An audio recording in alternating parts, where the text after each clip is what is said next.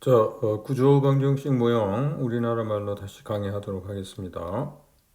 구조 방정식 모형은 SEM이라고 그러죠. 그게 이제 Structural Equation Modeling의 그 앞자를 딴 겁니다.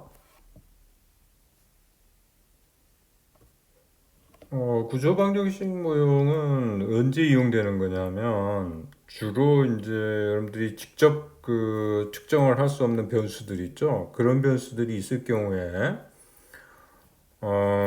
그거를 이제 잠재 변수라고 그러는데 그런 잠재 변수가 있을 경우에 잠재 변수끼리 그 관계 있잖아요. 그런 것들 분석할 때 주로 이용이 됩니다. 그래서 여기 뭐 예를 들었습니다만은 만족하고 성과하고 뭐 관계를 예를 들면 알아본다 그랬을 때 그러니까 만족인지 성과에 뭐 긍정적인 영향을 미친다 이런 걸 여러분들이 분석하고 싶다 합시다. 근데 만족이라는 거하고 성과라는 거 이런 것들을 직접 우리가 측정할 수는 없잖아요. 그죠? 그래서 이제 보통 설문지를 만들어 가지고 설문지를 그 사람들한테 이제 보내서 그 응답을 얻게 되죠. 근데 이제 만족을 뭐 측정할 때 뭐 여러 개의 설문 문항을 만들지 않습니까? 뭐 예를 들면 서너 개를 만든다든지 성과도 마찬가지고요.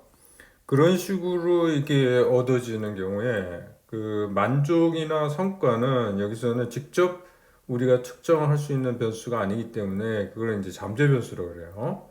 그래서 잠재 변수끼리 이제 우리가 그 관계를 우리가 분석하는 거 아닙니까? 그래서 이때 이용되는 게 이제 구조 방정식 모형이다. 이렇게 이해를 하시면 되겠습니다.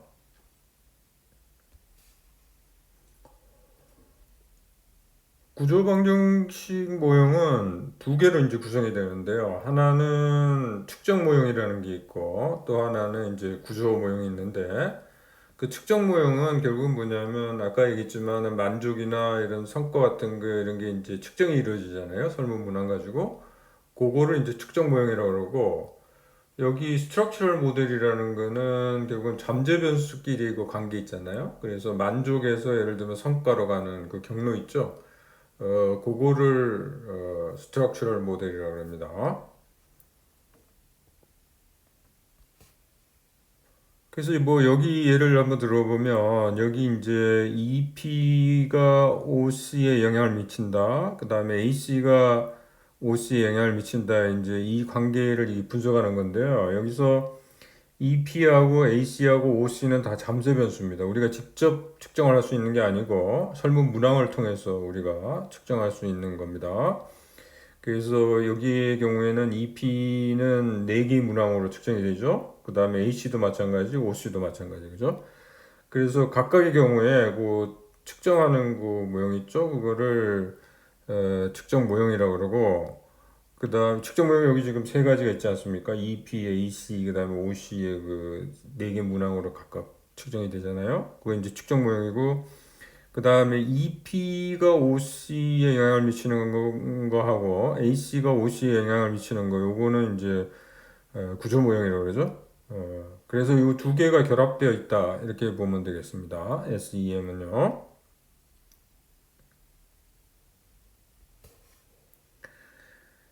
그래서 아까도 말씀드렸다시피 EP, AC, OC 이런 것들을 이제 잠재 변수라고 그러고요. 그리고 그 측정 문항들이 있지 않습니까? 그거를 인디케이터 베리어블이라고 그래요. 그리고 그 EP하고 AC는 지금 OC에 영향을 미치는 걸로 이렇게 돼 있지 않습니까? 그래서 EP하고 AC를 독립 변수라고 그러고요. 그 다음에 OC는 이제 종속 변수가 되겠습니다. 뭐 외생 변수, 내생 변수라는 용어도 쓰기도 합니다. 그러니까 EP하고 AC를 exogenous variable 해서 외생 변수라고 그러기도 하고요.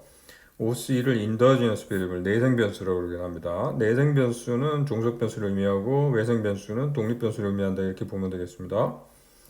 그 다음에 이제 가끔 가다가 극히 드물기는 하지만 화살표가 이게 양쪽으로 이렇게 되는 경우들이 있어요. 그런 거를 non-recursive relationship이라고 그러고 한 방향으로 이렇게 된 거는 recursive relationship이라고 그럽니다. 그러니까 일반적으로는 리커시브 릴레이션십이에요. 근데 이제 양쪽으로 크게 드물게 이게 양쪽으로 이렇게 화살표가 왔다 갔다 하는 경우가 있어요. 그거는 이제 난 리커시브 릴레이션십이라고 하는데 이런 경우는 그 분석이 잘 안 되는 경우가 많습니다. 그래서 주로 여러분들은 한 방향으로 된 거 있죠? 그걸 화살표를 주로 쓰셔야 되고 여기 한 가지 주의할 거는 뭐냐면 양방향이라는 게 뭐냐면 화살표가 한쪽으로 가고 또 화살표는 또 반대쪽으로 오는 화살표가 두 개가 이렇게 동시에 존재하는 경우 그걸 이제 난리커시브라고 그러는 거고 여기에 화살표 끝이 양쪽으로 이렇게 화살표가 있는 거 있지 않습니까? 그거는 상관관계를 나타내기 위한 거예요.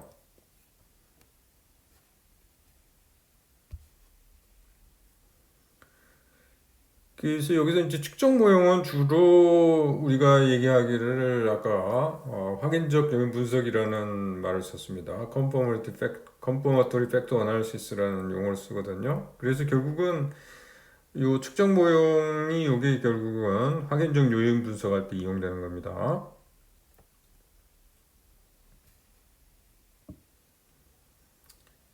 그래서 측정 모형은 잠재 변수하고 그 인디케이터 베리어블들 있죠? 측정 변수, 그거와의 이제 관계, 그거를 보여주는 거고, 그 다음에 이거를 하는 이유는, 컨포머티브 팩터 어널리시스 하는 이유는 뭐냐면, 이 판별 타당성이라는 거를 이제 우리가 알아보기 위해서 하는 건데요.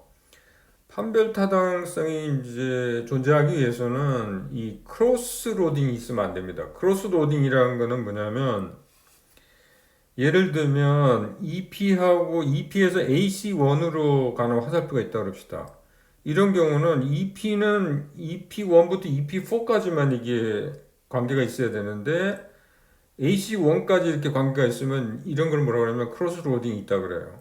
그러면 이게 바람직하지 않지 않습니까?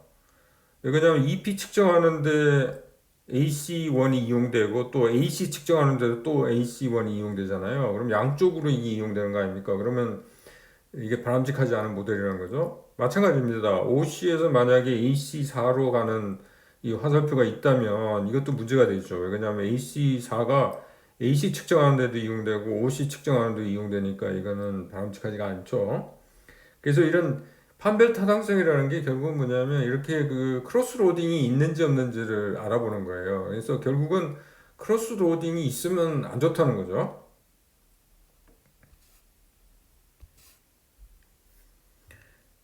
자, 아까 말했다시피 구조 모형은 이제 잠재 변수끼리 그 관계를 나타내는 거, 그게 이제 스트럭처럴 모델이라고 했죠. 그래서 결국은 우리가 이런 그 스트럭처럴 모델에 이걸 패스라고 그러는데 EP에서 OC 가는 패스가 있고 그다음에 AC에서 OC 가는 패스가 있잖아요. 그래서 그 패스 그 계수를 찾아서 그 계수의 유의성을 이제 검증하게 됩니다. 그러면 여기 지금 아모스에서 이제 우리가 이 패스 아까 경로 개수를 그 우리가 찾는다 그랬잖아요. 그건 어떤 식으로 찾는 거냐면 아모스에서는 이제 주로 맥시멈 라이클리후드 최대 우도법이라는 걸 가지고 이제 이거를 찾는데요. 그 코에피션트를 찾는 방법은 뭐냐면 우리가 그 요인 분석할 때 우리가 이론적인 그 매트릭스랑 그다음 관찰치 이용한 그 매트릭스랑 이렇게 같아지게 만드는 어, 그 계수를 찾는다 그랬잖아요. 여기도 마찬가지입니다. 그래서 그 이론적인 그 계수 매트릭스하고 그다음에 관찰치 이용한 그 계수들을 이용한 공분산입니다. 여기서 이용되는 거는 이제 공분산이 주로 이용되는데 공분산 매트릭스랑 이게 같아지도록 최대한 같아지도록 만드는 그런 계수들을 찾는 거예요. 근데 이제 종종 여러분들이 이제 아모스를 이걸 이용하다 보면 답이 안 나오는 경우들이 있어요. 그거는 이게 여기서 말하는 이제 아이덴티피케이션 상태가 아니라는 거죠. 근데 이게 이제 어떻게 되냐면 이게 실제로 이제 그 문제를 그 풀 때 어떻게 하냐면 여러 개 이제 방정식들이 만들어집니다. 조금 이따 보여드리겠습니다만은 그 방정식들을 이제 결국 푸는 거거든요. 근데 이제 그 방정식들이 풀려야 되는데 안 풀리는 경우들이 많이 있어요. 그런 경우도 있거든요. 그래서 뭐 예를 들면 아까 얘기한 뭐 non recursive 이렇게 양쪽 방향으로 있는 경우를 할지 뭐 여러 가지 그냥 하여튼 다양한 이유로 인해 가지고 답이 안 나오는 경우들이 있거든요. 그럴 때 우리가 뭐라 그러냐면 아이덴티피케이션 문제가 발생했다고 얘기를 합니다. 이게 이제 일반 모형인데요. 이게 구조 방정식이 일반 모형인데 굉장히 복잡하게 보이죠. 그죠? 근데 이런 모형들의 경우에 결국은 이런 그 오른쪽에 있는 이런 방정식들이 만들어져요. 근데 이 방정식들은 결국 뭐냐면 회귀 분석에서 우리가 이거는 회귀식 있죠? 그겁니다. 그래서 보면 예를 들면 하나 예를 한번 들어보면 어스파이어라는 거 있지 않습니까? 그거를 이제 식을 만들 때 어떻게 하냐면 거기서 들어오는 화살표가 두 군데가 있지 않습니까? 그죠? 홈에서 들어오는 게 있고 어빌리티에서 들어오는 게 있죠. 거기 이제 그 경로 개수들이 있지 않습니까? 그 개수들하고 그다음에 홈하고 어빌리티 그걸 이용해 갖고 회귀식을 만드는 거예요. 그리고 거기다가 나중에 이제 에러 텀을 거기다 붙이는 거죠. 이런 식으로 그러니까 종속 변수일 경우에는 다 이런 식으로 그게 종속 변수마다 식이 만들어지는 거죠. 그래서 이 식을 이제 푸는데 이거를 풀 때 그게 이제 그 개수값들이 결정되잖아요. 이 개수값이 어떻게 결정되는 거냐면 이론적인 공분산 매트릭스하고 그다음에 우리가 실제 데이터 있지 않습니까? 데이터를 이용해서 만들어지는 공분산 매트릭스 있죠. 그게 이제 같아지도록 하는 그런 이제 개수들을 찾는 게 되겠습니다.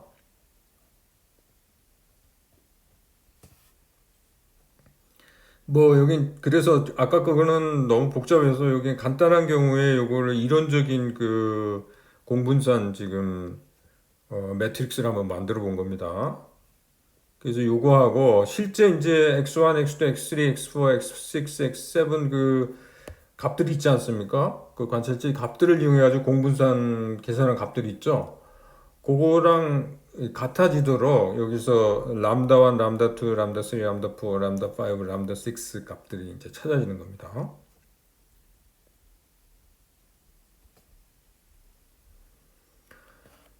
그래서 종종 이제 여러분들이 그 답을 찾을 수 없을 때 좀 답을 얻을 수 있도록 하기 위해서는 좀 주의할 것들이 좀 있어요. 그래서 첫 번째는 뭐냐면 잠재 변수가 있으면 잠재 변수 측정할 때 문항을 3개 이상은 되도록 하는 게 좋습니다. 그래서 문항이 작으면 조금 문제가 생길 수 있기 때문에 문항이 좀 많은 게 좋다. 그 다음에 두 번째는 뭐냐면 나중에 이제 아웃풋을 보면 그 오류 분산 그러니까 에러 베리언스라는 게 있거든요. 그거 분산인데 이 분산이 음수로 나오는 경우들이 있어요. 그래서 그거는 이제 문제가 있는 거잖아요. 그러면 그거를 강제적으로 그거를 양수로 바꿔줍니다.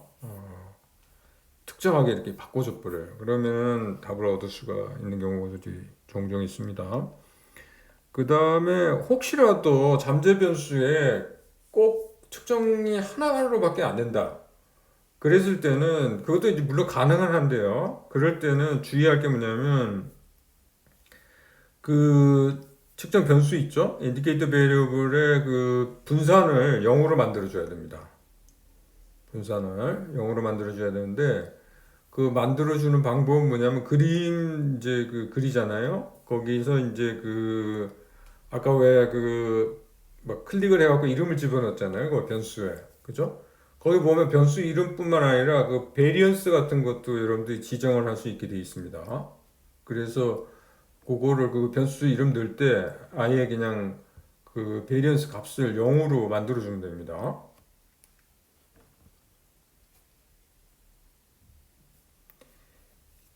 자, 그러면 확인적 요인 분석에 대해서 먼저 조금 얘기를 해보도록 하겠습니다. 그래서 확인적 요인 분석이라는 거는 이제 여러분들이 이제 정확하게 잠재 변수에서 잠재 변수를 어떤 그 항목으로 측정을 할 건지 그게 정해지잖아요. 딱 그죠? 설문 문항이. 그래서 탐색적 요인 분석하면은 이제 뭐 설문 문항 중에 일부는 없어지고 뭐 그럴 거 아닙니까? 그죠? 제거가 되고 그럴 건데. 그럼 딱 정해지잖아요. 그럼 그 정해진 거 가지고 이제 모형을 만들어서 분석을 하는 겁니다. 이거는 탐색적 요인 분석은 SPSS 가지고 하지만 이 확인적 요인 분석은 이제 아모스를 가지고 하게 됩니다. 근데 이제 아모스를 가지고 할 때 아까도 얘기했지만은 가장 중요한 게 뭐냐면 크로스로딩이 있느냐 없느냐의 문제예요. 그래서 그게 이제 판별 타당성이라는 건데 discriminant validity. 그러니까 요거를 우리가 체크를 해야 됩니다. 요거를 하기 위해서는 우리가 뭘 계산을 해야 되냐면 AVE라는 걸 계산을 합니다. 그래서 AVE는 Average Variance Extracted의 그 앞자를 딴 건데요.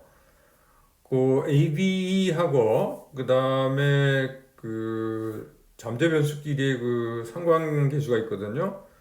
그거랑 이제 비교를 하게 되는데 예를 들면 여기 잠재 변수가 뭐 세 개라 그럽시다. A, B, C가 있고 그러면 각 잠재 변수에 대한 A, B 값을 계산을 합니다. 그 다음에 그거에 루트를 씌워요. 그죠? 그 값하고 그 다음에 그 상관계수들이 있죠.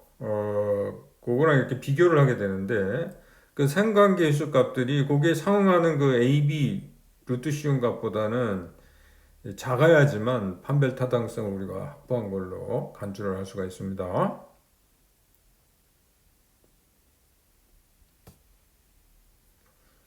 그 AB를 계산하는 방법은 뭐냐면 이제 그 확인적 요인 분석을 하면 아웃풋이 나오잖아요. 그 아웃풋에 보면 표준화된 그 추정치들이 있습니다.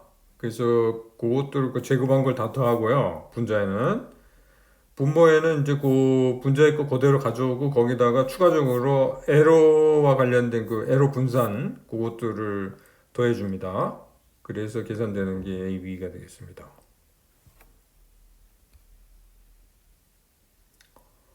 그래서 이제 실제로 그 예를 한번 들어보면 이게 이제 그 확인적 요인 분석에서 나온 그 아웃풋인데요. 여기 보면은 Standardized Estimate라는 게 있고요. 표준화된 그 추정점.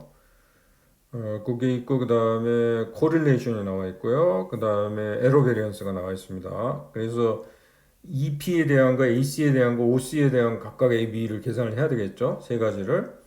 그 EP에 대한 거는 추정치도 EP에 대한 거 네 가지 있지 않습니까? 그거 이용하고요. 그 다음에 에러 베리언스도 그 EP와 관련된 에러들이 E1부터 E4까지거든요. 그래서 그거에 해당되는 거를 이용하는 거고요. 그 다음에 AC에 대한 거는 AC에 대한 그 추정치가 4개가 있죠. 그거 각각 제곱시켜 갖고 더해준 거 거기하고 그 다음에 에러 베리언스는 그게 E5부터 E8까지가 그 AC에 대한 거거든요. 그래서 그거 이용하면 되고요. 그 다음에 마지막에 이제 OC에 대한 거는 또 OC와 관련된 추정치 4개하고 그 다음에 에러 베리언스 요거는 E9부터 E12로 이름을 붙였거든요. 그래서 이제 그거를 이용을 하면 되겠습니다. 그래서 주로 이제 판별 타당성 그 검토할 때는 여러분들 이제 표를 만들죠. 아까 ABC 있지 않습니까? 그런 식으로 이제 표를 만들면 되겠습니다.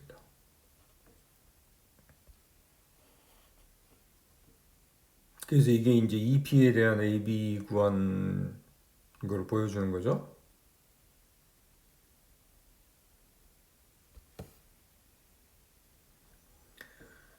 그 아까 그래서 이제 그 구조 방정식 모형은 결국은 여러분들이 이제 아모스를 좀 잘 사용을 할 수 있어야 되겠습니다. 그래서 일단은 이번 기말고사에 여러분들이 아모스를 사용해야 되기 때문에 아모스 소프트웨어를 여러분들이 어디서 구해서 사용을 하든지 아니면 컴퓨터실에 가서 이제 여러분들이 이용하면 되겠습니다. 근데 아모스 소프트웨어는 저기 뭐야 인터넷 사이트에 많이 돌아다녀요. 그래서 여러분들이 아마 얻을 수 있을 겁니다. 혹시나 만약에 얻는데 어려움을 겪는 사람은 나중에 저한테 개인적으로 연락을 하길 바랍니다.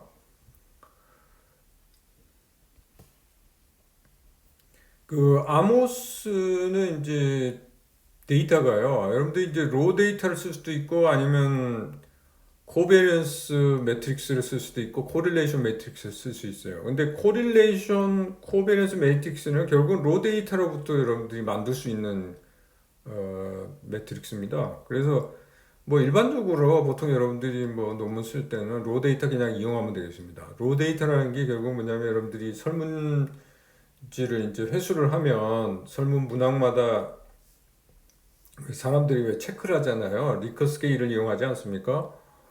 그러니까 5점 척도나 7점 척도 이용할 텐데 그래서 그 숫자로 여러분들이 코딩을 하잖아요. 그 데이터를 그대로 쓰시면 됩니다. 물론 이제 항목명은 여러분들이 이제 붙여야 되겠죠. 그죠? 1번 항목의 경우는 뭐 이름을 뭘 붙여야 되겠죠. 뭐 EP1, EP2 뭐 이런 식으로 그죠? 그런 식으로 로 데이터를 SPSS에서 이제 로 데이터를 만들어 가지고 그걸 사용하시면 되겠고요. 아니면 그렇게 한 다음에 코베리언스를 이제 구해 가지고 코베리언스 매트릭스를 만드는 방법이 있고요. 아니면 코릴레이션을 구해 가지고 그 변수끼리에 그거 가지고 매트릭스를 만드는 방법도 있겠습니다. 그러니까 코베리언스하고 코릴레이션 매트릭스를 이게 만드는 이유는 뭐냐면 사실은 로 데이터가 굉장히 좀 사이즈가 클 수가 있잖아요. 그걸 그러니까 함축적으로 만들어 놓은 거고 그다음에 이걸 다른 사람들한테 이제 해보라고 줄 수도 있거든요. 이걸 코베리언스 매트릭스, 코릴레이션 매트릭스. 그러면 다른 사람들이 그 모형을 돌려볼 수가 있어요. 아모스를 가지고. 근데 로 데이터 같은 걸 직접 주면은 좀 그 사람이 그걸 또 악용할 수도 있지 않습니까? 그러니까 차라리 그냥 코베런스 코릴레이션 매트릭스 만들어 가지고 그걸 딴 사람한테 주면 딴 사람이 그걸 이용해 가지고 뭐 돌려볼 수도 있으니까요. 그래서 이제 이런 걸 매트릭스를 만듭니다. 그래서 코베런스 매트릭스나 코릴레이션 매트릭스는 이제 대각선으로 아랫부분에 보통 이제 기록을 합니다. 윗부분은 동일하지 않습니까? 그래서 윗부분은 하지 않고 그러니까 아래쪽만 이렇게 기록을 하는 거고요. 코릴레이션 매트릭스에서 반드시 저 평균하고 표준 편차를 또 계산을 해갖고 밑에 넣어줘야 돼요. 그게 이제 차이점이고요. 요 코베리언스 코릴레이션 매트릭스의 그 맨 위에 있는 변수 이름 있지 않습니까? 로 타입 그다음에 여기 베리어블 네임 뭐 이렇게 돼 있는 거 있지 않습니까? 이게 이제 그 변수 이름입니다. 그러니까 SPSS 왜 여러분들 변수 이름 넣는 거 있지 않습니까? 그죠? 자, 아모스 이용하는 거는 우리가 영어로 강의할 때 제가 그걸 얘기를 했기 때문에 다시 하지는 않겠습니다만은 일단 그 순서는 어떻게 되냐면 그래프를 먼저 그립니다. 그 그리는 방법은 뭐 아이콘 이용하면 금방 그릴 수가 있어요. 그죠? 그런 다음에 데이터랑 연결을 시켜야 됩니다. 그러니까 데이터랑 연결시키는 방법은 뭐냐면 파일 메뉴에 가면 데이터 파일이라는 게 있다 그랬죠. 그래서 그 클릭해가지고 파일 경로를 지정을 하는 거죠. 그죠? 파일이 어디 있는지. 그래서 파일 네임을 선택을 해갖고 그렇게 하면 이제 그게 연결이 되는데요. 일단 연결이 되면 아까도 보시다시피 그 이름 집어넣을 때요. 그림에 이름 집어넣을 때 그 목록에 데이터에 있는 그 변수 이름들이 나타나요. 그래서 그거를 그냥 갖다가 이렇게 넣으면 되겠습니다. 박스에다. 그죠? 그리고 여러분들이 이제 그 분석을 할 때, 일단은 뭐냐면 그림 그리고 다 이름을 집어넣은 다음에, 그 다음에 이제 해야 될 게 뭐냐면 아웃풋에서 여러분들이 어떤 통계치들을 얻기를 원하는지 그걸 이제 지정을 해야 되거든요. 그래서 왜 Analysis Property라는 거 있지 않았습니까? 그러면 거기 가가지고 이제 지정을 하는 거죠. 뭘 원하는지. 뭐 Standardized Estimate를 원하면 그걸 체크를 하고, 그다음 Correlation을 원하면 그걸 체크를 하고, 그죠? 이런 식으로 해서 그다음에 Analyze로 가서 그다음에 이제 추정을 하게 되죠. 추정을 하게 되고 그 추정이 끝나면 여러분들이 다시 이제 아웃풋으로 가서 그거를 보는 거죠. 그죠? 그런 식으로 진행이 되고요. 일단 중요한 건 뭐냐면 좀 이 그림 그리는 거하고 이런 거를 연습을 많이 해야 돼요. 그래서 제가 그 자료를 드릴 텐데, 그래서 EP, AC, OC 일단 그거 가지고 한번 연습을 좀 많이 해보시기를 바라고, 그 아웃풋에 대한 그 해석에 대해서는 우리가 다음 시간에 하도록 그렇게 하도록 하겠습니다. 수고했습니다.